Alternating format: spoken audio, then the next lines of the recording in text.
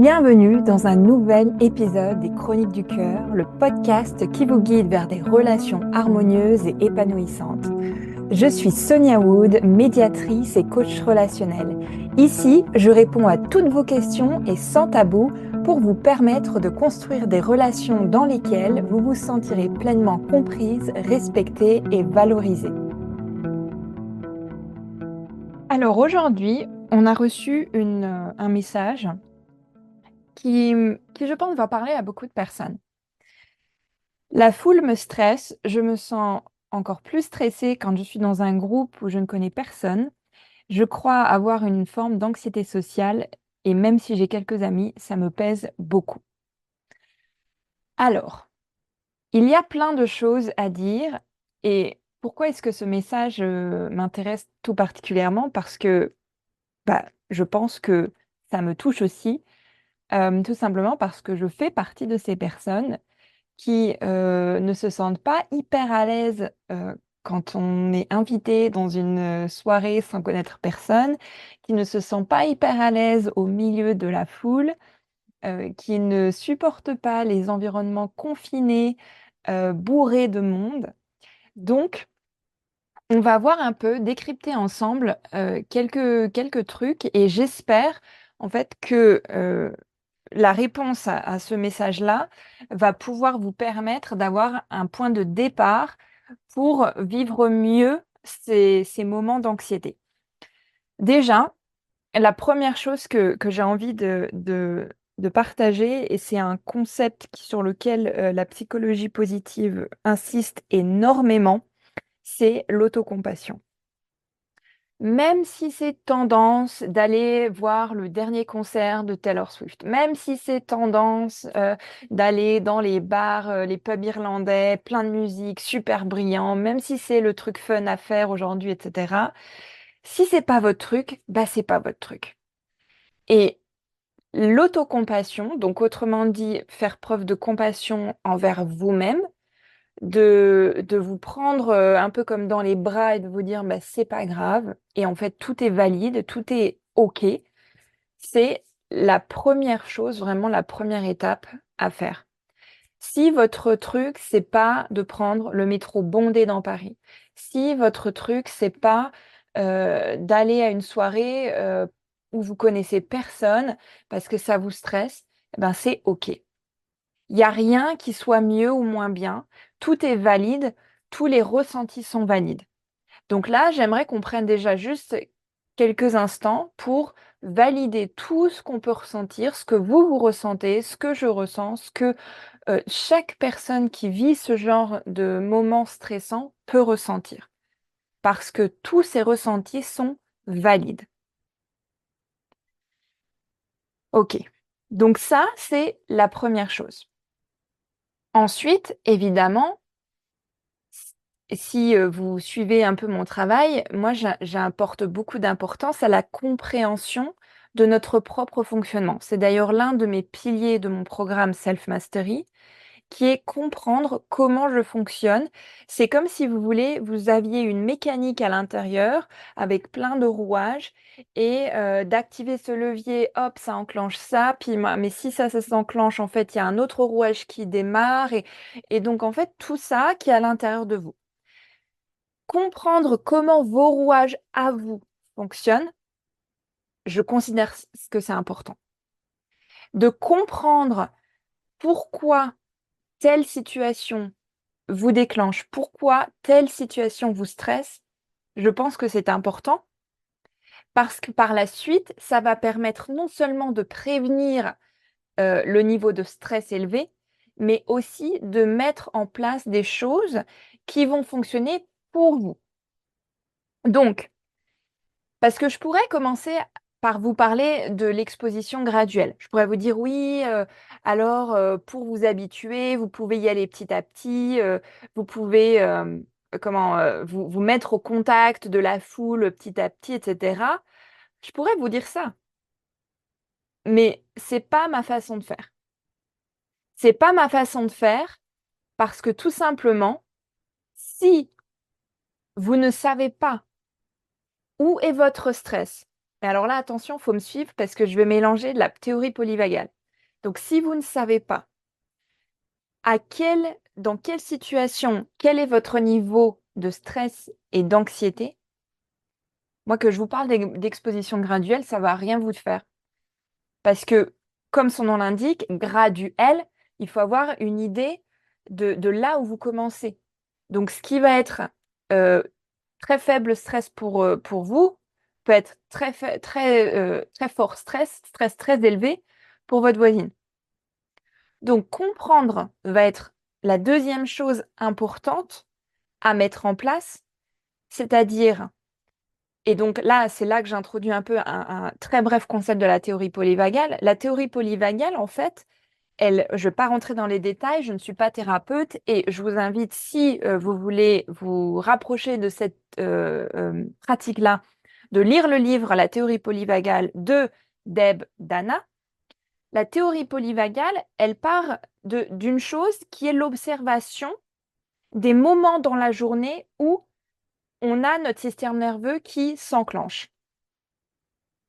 Donc, dans le livre d'ailleurs de la théorie polyvagale, il y a plusieurs exercices. C'est pour ça que j'aime beaucoup ce livre parce que, et j'en ai lu des livres avec des études scientifiques, des choses un peu plus poussées sur le cerveau, des études de neurosciences, mais ce livre-là, il est hyper accessible et en plus, vous avez les exercices, vous pouvez les faire chez vous directement. Et donc, l'un des exercices de la théorie polyvagale, c'est de prendre votre journée heure par heure, peut-être même demi-heure par demi-heure selon les personnes, et de évaluer en fait votre ressenti à chaque fois.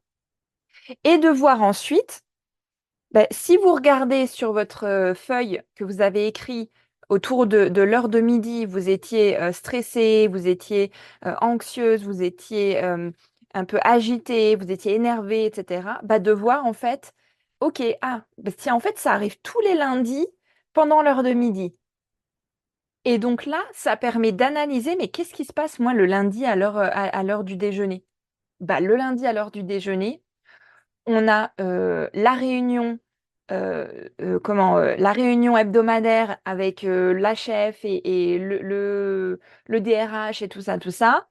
Et du coup, bah, ouais, c'est pas hyper relax. Donc, c'est un exemple, mais c'est pour vous dire pourquoi l'observation est importante sur la compréhension de votre propre fonctionnement. C'est d'observer vraiment les moments de la journée et les situations. Et j'insiste un peu sur les deux parce on insiste, on parle beaucoup en fait d'observer, oui, mais dans quelle situation vous vous sentez anxieuse, etc. Oui, mais je pense que le moment de la journée est aussi très important parce que votre résilience à l'heure du déjeuner n'est peut-être pas la même que le matin et n'est peut-être pas la même que le soir. Et donc, si le soir, vous remarquez une récurrence d'un certain stress à certains moments de la journée ou à certains moments de la semaine, eh bien, ça peut aussi vous informer sur votre niveau de fatigue. Bah oui. Donc, comprendre votre propre fonctionnement, hyper important. Écrivez les choses. Tenez un journal, écrivez sur les feuilles, des post-it, peu importe. Mais écrivez les moments de la journée, qu'est-ce qui se passe, comment vous vous sentez, qu'est-ce que vous pensez. Vous faites ça sur quelques jours, 3, 5 jours. Allez, si vous voulez être un peu fou, une semaine, 2 semaines. Allez, soyons fous, 2 semaines. Et vous pouvez, pourquoi la récurrence, la répétition est importante? Pourquoi je vous dis plusieurs jours et pas juste une journée? Parce qu'en fait, ça, et notamment de semaine en semaine, ça va vous permettre de voir s'il y a une récurrence dans les choses. Et s'il y a récurrence, ça vous permet de réfléchir à, mais tiens, mais qu'est-ce qui se passe moi tous les lundis à midi? Vous voyez? Donc ça, c'est une chose. Ensuite, je vais évidemment vous parler d'exposition graduelle, mais avant de vous parler de ça, j'ai envie de vous parler d'un peu de la prévention. La prévention, quand on n'arrive pas, quand on n'a pas la résilience suffisante par rapport à un certain niveau de stress, je pense, et là je vous dis de moi, mon expérience après 20 ans d'anxiété, c'est de prévenir plutôt que de guérir. Et donc de tout miser sur la prévention, c'est-à-dire tout miser sur ce qui va faire que vous n'arrivez pas à ce niveau de stress élevé. Ça ne veut pas dire que vous évitez, ça veut dire que vous allez vous entourer des bonnes personnes, des bonnes techniques qui vont vous aider à garder votre calme. Mais ça, je vous en parle juste après la pause. Vous vous sentez ignoré, sous-estimé ou non soutenu? Vous réagissez vivement parce que vous ne vous sentez pas respecté? Ou peut-être préférez-vous garder le silence pour éviter la confrontation? Alors le programme Self Mastery est fait pour vous. Créé à partir de mon expertise en médiation, Self Mastery vous offre toutes les clés pour une compréhension mutuelle dans vos relations. Retrouvez la clarté pour identifier vos freins et être au clair avec vos attentes dans la relation. Alignez vos désirs avec vos besoins pour attirer à vous les personnes qui sont sur la même longueur d'onde que vous. Et enfin, retrouvez l'harmonie au sein de vos relations en reprenant confiance en vous grâce à un état d'esprit positif et la maîtrise de la gestion de conflits. Vous pouvez choisir de voir que l'inconfort de la crise soit une opportunité d'évoluer incroyable et non un frein. Alors n'attendez plus et rejoignez le prochain groupe de Self Mastery à l'automne 2024. Alors, pour revenir à notre discussion sur justement l'anxiété sociale, le stress de la foule, du monde, je vous parlais justement de la prévention. La prévention, ça veut pas dire tout faire pour éviter d'être stressé, mais ça veut dire que vous savez que vous allez ressentir un certain stress dans une situation donnée. Et donc, qu'est-ce que vous pouvez mettre en place pour éviter que le stress ne devienne trop ingérable? Donc au mieux, au meilleur du résultat, vous ne sentirez pas de stress. Maintenant, quand on a réellement de l'anxiété, quand quelque chose nous angoisse vraiment profondément, c'est plus probable que vous allez quand même vous sentir anxieux, mais l'idée, c'est d'avoir, des outils qui vont justement vous permettre de quand même ressentir ce stress comme supportable. Donc évidemment, en amont, on peut avoir une hygiène de vie qui est, j'aurais envie de dire presque irréprochable, mais qui soutient justement la relaxation, qui soutient le calme, qui soutient, le fait que le système nerveux soit au repos. Donc la respiration, c'est évidemment important. Je pense que la façon aussi dont on se tient, si vous voulez, en psychologie positive, on parle aussi de posture et donc quand on est tout le temps sur l'ordinateur, les épaules en avant, la tête, qui est un peu baissée, en fait, on vient refermer tout sur les organes et donc les poumons, le ventre et en fait, l'idée, c'est d'ouvrir pour aussi aider à la bonne respiration. Donc évidemment, muscler son dos, faire de l'exercice, ça va être intéressant pour venir ouvrir les épaules. Ce qui va être aussi intéressant, c'est de pratiquer la respiration, mais toute activité qui, améliore la posture, qui va aussi venir être intéressant. Donc le yoga, mais c'est pas que, hein.